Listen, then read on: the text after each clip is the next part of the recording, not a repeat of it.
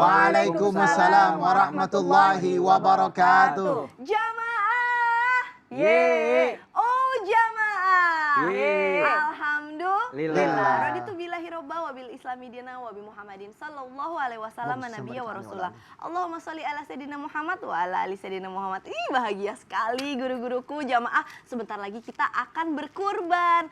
Nah, tapi ternyata ada loh adab-adabnya dalam berkurban. Jadi berkurban itu nggak hanya sekedar beli hewan kurban, potong, bagi-bagi, selesai. Tapi ada adab-adab yang harus dijaga. Makanya tema kita pada hari ini adalah berkurban, awas salah. Nah, bersama dengan guru-guru kita ada Ustadz Ahmad Khan, ada Habib Utsman, dan juga ada Ustazah Lulu. Masya Allah. Nah, yang pertama nih Habib Utsman, boleh nggak sih sebenarnya kan nggak sedikit nih ya orang yang berkurban tapi malah tidak memperhatikan larangan-larangannya untuk orang-orang yang berkurban. Emang bener ya kalau berkurban itu tuh ada aturannya sebelum dan setelahnya. Apa aja sih yang harus dijaga sebagai seorang muslim? Mohon tausiahnya. Ya akhir Alfon, Ustadz Ahmad Khan, Caca, Ustazah Lulu. Bismillahirrahmanirrahim. Assalamualaikum warahmatullahi wabarakatuh. Waalaikumsalam warahmatullahi wabarakatuh. Alhamdulillahil wahidil ahad alladzi lam yalid wa lam yulad wa lam yakul lahu kufuwan ahad. Laisa kamitsli syai'un wa huwas samiul basir. Summa fashalli wa sallim wa barik ala sayidina wa habibina wa syafi'ina wa maulana Muhammadin sallallahu alaihi wasallam wa sahbihi wa azwajihi wa dzurriyyatihi wa ahlul baitihi wa ansarihi wa sari ma ba'du. Segala puji bagi Allah Subhanahu wa taala yang telah memberikan kita nikmat iman, nikmat sehat walafiat. Alhamdulillah kita berada dalam sebuah kajian yang luar biasa. Di dalam acara Islam itu indah. Penonton di rumah, bapak-bapak, ibu-ibu, dan semuanya yang menyaksikan insya Allah mendapatkan ilmu yang bermanfaat dari guru-guru kita. Bisa diamalkan untuk dirinya, suaminya, istrinya, anak-anaknya. Insya Allah ya Allah penuh dengan keberkahan dan keridhaan Allah Subhanahu wa taala. Amin. Amin ya Allah ya Rabbal alamin. Bahwasanya dalam hadis baginda Nabi besar Muhammad sallallahu alaihi wasallam ketika masuki tanggal 1 di bulan Dzulhijjah, maka apa saja sih larangannya? Yang pertama adalah nggak boleh memotong kukunya, nggak boleh memotong rambutnya, maka sempurnakanlah daripada kurbannya. Makna di sini terdapat daripada penjelasan mazhab-mazhab yang menjelaskan daripada hadisnya baginda Nabi besar Muhammad sallallahu alaihi wasallam yang dimana hadis tersebut adalah hadis larangan. Tidak boleh memotong kuku, tidak boleh menggunting rambut dengan cara apapun. Mau kukunya diasah lah, ya kan? Atau kukunya kan biasanya tuh suka iseng tuh. Ada yang nancap-nancap dikit, asah-asah deh, ya kan? Atau suka apa namanya mengkilatin kuku lah, apalah. Terus apa namanya rambutnya nih kayaknya poninya agak turun dikit nih, dirapihin dulu. Apapun bentuknya, berarti dia memotong kukunya ataupun memotong rambutnya. Maka ini dijelaskan dalam berbagai mazhab. Yang pertama dalam mazhab Imam Syafi'i radhiyallahu an, bahwasanya sebagian mazhab Imam Syafi'i, murid-murid beliau mengatakan bahwasanya kalau kita potong kuku, kalau kita misalkan mencukur rambut, haram hukumnya. Tapi sebagian besar pengikut daripada mazhab Imam Syafi'i, maka dikatakan bahwasanya kalau misalkan dia potong kukunya, dia potong rambutnya, maka hukumnya adalah makruh. Oleh karena itu, di dalam mazhab-mazhab yang lain ada yang menjelaskan bahwasanya tidak jadi masalah ataupun tidak apa-apa. Dan ada mazhab yang lain juga menjelaskan bahwasanya ini hukumnya haram, tidak boleh karena sebuah larangan. Yang dimana siapa yang dilarang ini? Yang dilarang adalah yang mau kurban. Ingat, yang mau berkurban. Karena apa? Karena dalam mazhab Imam Syafi'i kembali bahwasanya siapa orang yang berkurban, mau kambing, mau sapi 1 ekor pun boleh. Ya kan ada orang yang kurban tuh, ya kambing cari yang murah juga. Kambing bulan-bulan ini lagi mahal, Ustaz. 4,5 juta satu. 5 jutaan. Ya kan? Bukan masalah itunya. Mahal karena apa?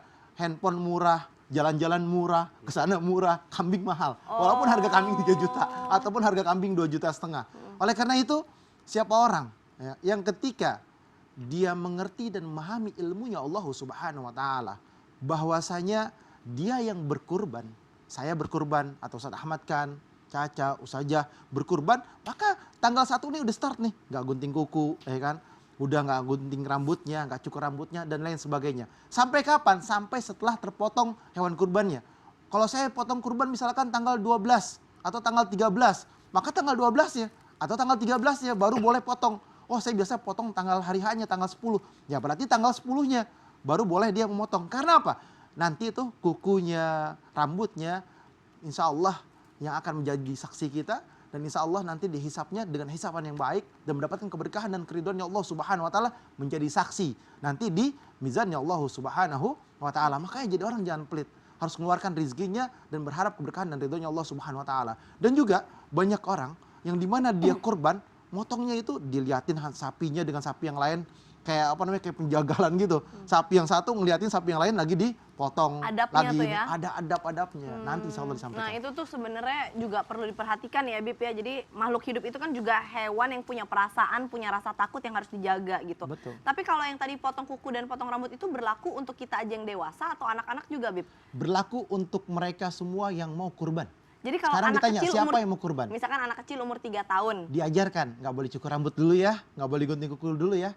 Nanti ini akan menjadi saksi. Oh, walaupun Nanti belum akil ini balik. dapat keberkahan, Walaupun belum akil balik. Baik. Jadi nih. anak itu diajarkan dari kecil mungkin, Ya, baik. sedini mungkin. Jazakallah khair, terima kasih Habib Usman, Masya Allah sangat jelas sekali ya pemaparannya. Nah sekarang kita mau belajar sama Ustazah Lulu nih. Ustazah, kalau perempuan kan suka arisan. Betul. Ada yang bilang arisan kurban. Nah itu boleh nggak sih arisan kurban? Itu konsepnya gimana dan boleh apa enggak dalam Islam? Mohon Ya. tausiahnya. Terima kasih, mohon izin Ustadz Habib, Tafadhol. Kak Caca. Jamaah. Ye.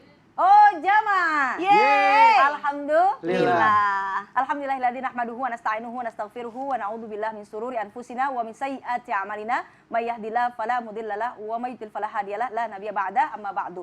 Alhamdulillah pemirsa yang dirahmati Allah, insyaallah mudah-mudahan sehat, berkah, panjang umur dalam taat. Alhamdulillah, Masya Allah kita berada di bulan Dzulhijjah. Ini fastabiqul khairat, berlomba-lomba dalam kebaikan. Apalagi amalan yang Allah cintai, yang memang sangat dianjurkan adalah berkurban. Bagaimana berkenaan dengan arisan? Masya Allah, arisan boleh-boleh saja, yang penting jaga niatnya. Ini niatnya memang untuk bersama-sama kita memudahkan kita untuk berkurban. Kemudian dalam Quran surah Al-Maidah ayat kedua, wa ta'awanu 'alal birri wat taqwa wa la ta'awanu 'alal itsmi wal 'udwan.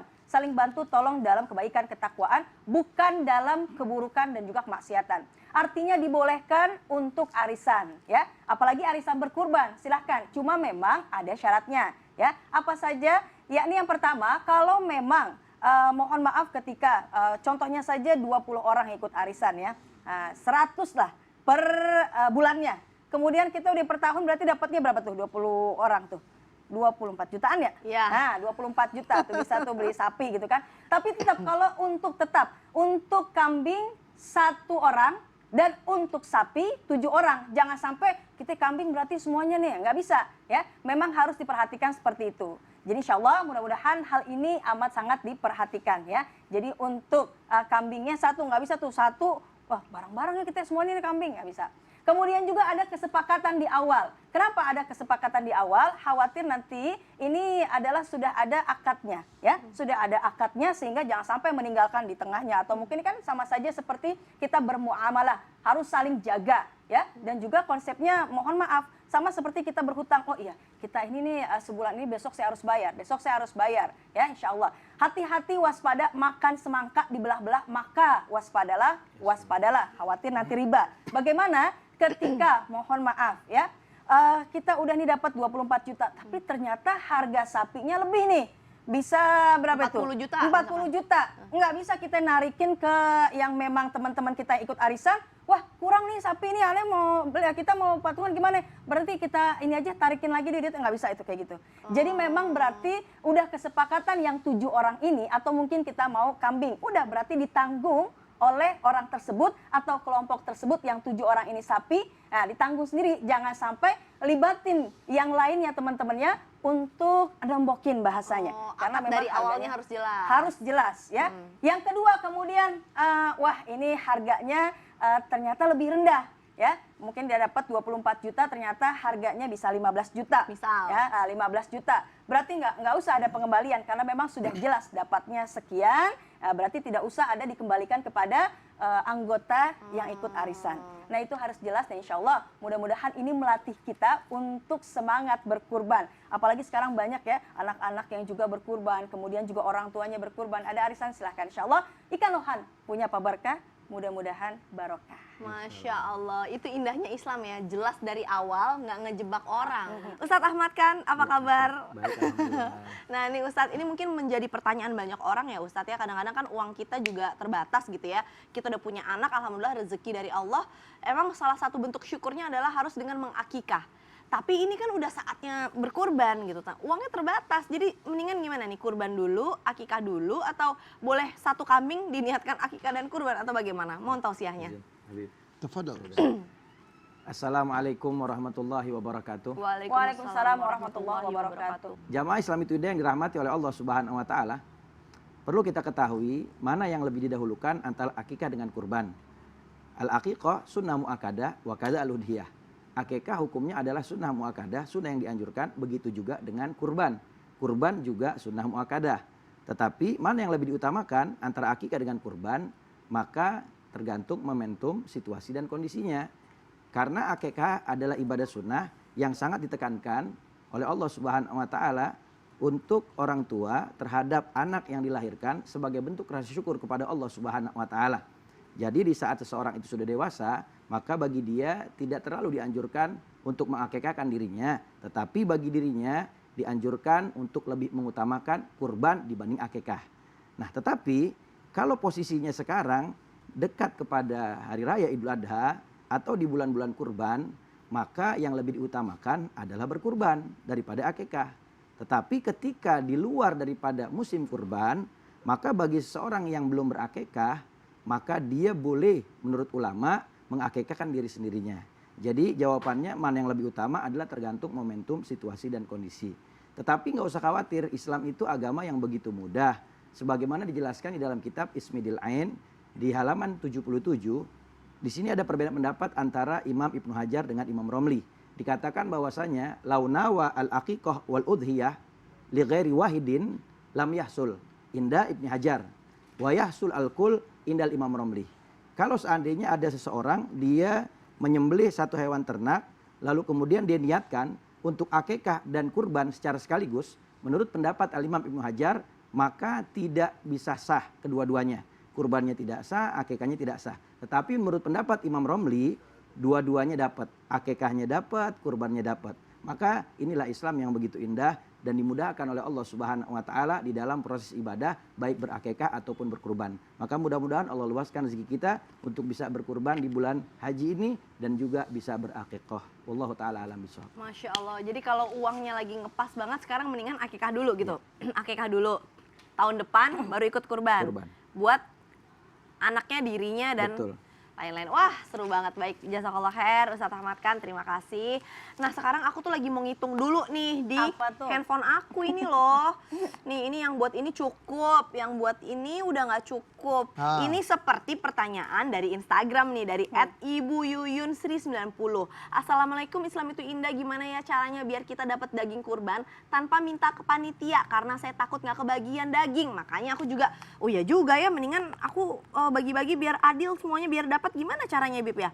Kalau mau dapat daging kurban, kalau di majelis saya itu datang pengajian aja dikasih tiket atau dikasih kupon. Oh, itu gitu. bisa sampai 8.000 sampai 10.000 orang. Tapi ini tanpa minta ke panitia. Kalau misalkan dia tetangga sama rumahnya, sepertiga jatahnya bisa buat sodakoh. Dia pun kaya ataupun miskin, dapat haknya.